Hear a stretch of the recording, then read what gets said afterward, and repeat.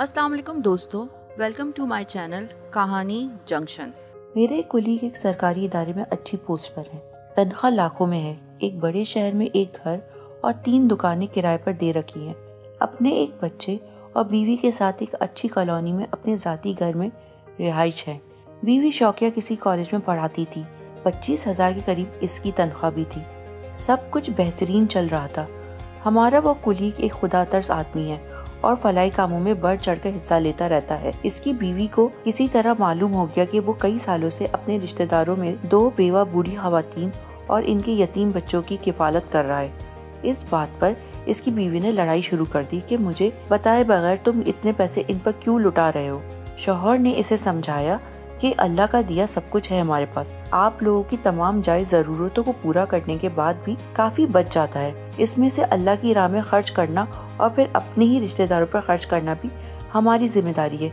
लेकिन बीवी इसी बात पर अड़ी रही कि अपना पैसा रिश्तेदारों पर लुटाना बंद करो। बात इतनी बड़ी कि बीवी ने इसी बात पर खुला का दावा दायर कर दिया। इसकी बीवी के एक भाई से मेरी काफी अच्छी सलाम दुआ है। इसने मुझे इस मामले को सुलझाने के लिए कहा। मैंने एक और दोस्त को साथ लिया और इसके भाई से मिले। इसने कहा कि मैं खुद भी समझा चुका हूँ, मेरी बात का भी कोई असर नहीं हुआ। अब ये करता हूँ कि अम्मी अब्बू की मौजूदगी में बहन से हम सब मिलकर बात कर लेते हैं। अल्लाह करे कि ये घर उजड़ने से बच जाए।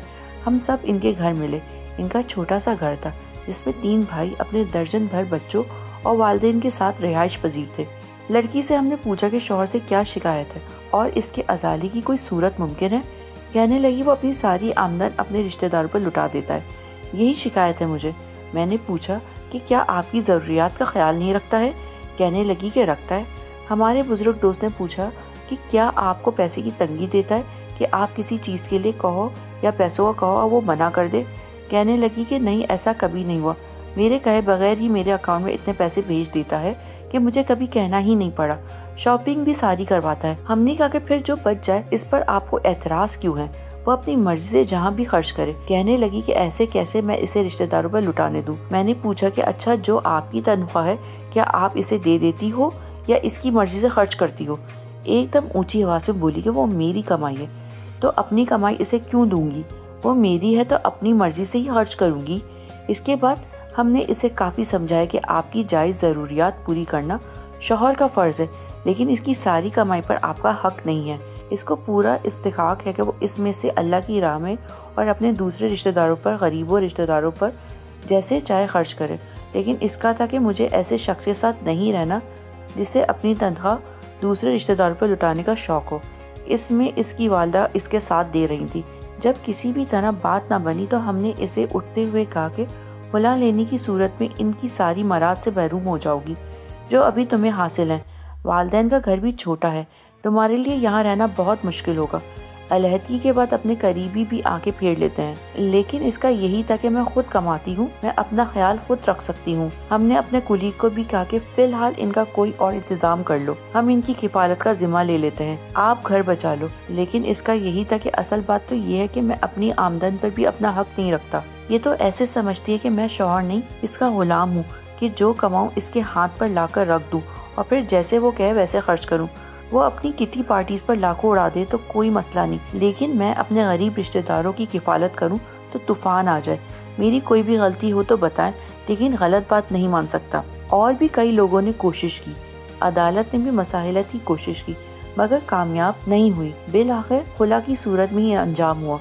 बच्चे का खर्च बाप देता रहा। कुछ दिन वालिदैन के घर रही। वहाँ भाभियों ने नौकरानियों जैसा सलूक किया तो करीब ही एक घर किराए पर लिया। लाखों वाले ठाट 25,000 में कहाँ पूरे होने थे। हमारे कुलीग ने कुछ अरसे बाद दूसरी शादी कर ली। इसका घर फिर से बस गया। जबकि इस औरत की हालत देखता हूँ तो तरस आता है। खुद भी रुल गई और अपने बच्चे को भी रोल दिया। कुछ अरसे बाद बाप बच्चे को अपने पास ले भी आए, तब भी वैसे हालात तो नहीं हो सकते जैसे इसकी अपनी माँ के इस घर में होने से इसको मिलने थे। चंद साल कबल तक हमारे माशरे में तलाक को इंतहाई मायूब चीज समझा जाता था, लेकिन हैरत अंगेज तौर पर पिछले कुछ अरसे में इसमें बहुत ज्यादा इजाफा हो गया है। इसकी एक बड़ी वजह तालीम और रोजगार की वजह से औरतों में खुद एतमादी के नाम पर पैदा होने वाला गुरूर भी है। अदालतों में खुला के केस देखें तो हैरत होती है कि इतनी छोटी छोटी बातों पर केस किए हुए हैं। इसमें ज्यादातर अना और गुरूर का दखल है।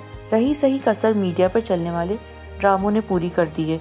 इस माशरे में اکیلے مرد کے لیے رہنا ایک عذاب ہے۔ عورت تو پھر عورت ہے، خدارا اپنے گھروں کو خراب نہ کیجیے۔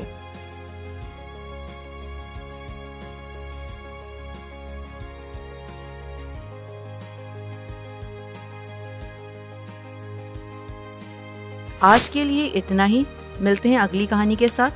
اپنے قیمتی فیڈ بیک دینے کے لیے ویڈیو کو لائک اینڈ سبسکرائب ضرور کیجیے، اور اگر آپ کے پاس بھی ایسی ہی کوئی انٹرسٹنگ اسٹوری ہے تو ڈسکرپشن باکس میں دیے گئے جی میل ایڈریس پر ہمارے ساتھ ضرور شیئر کیجیے۔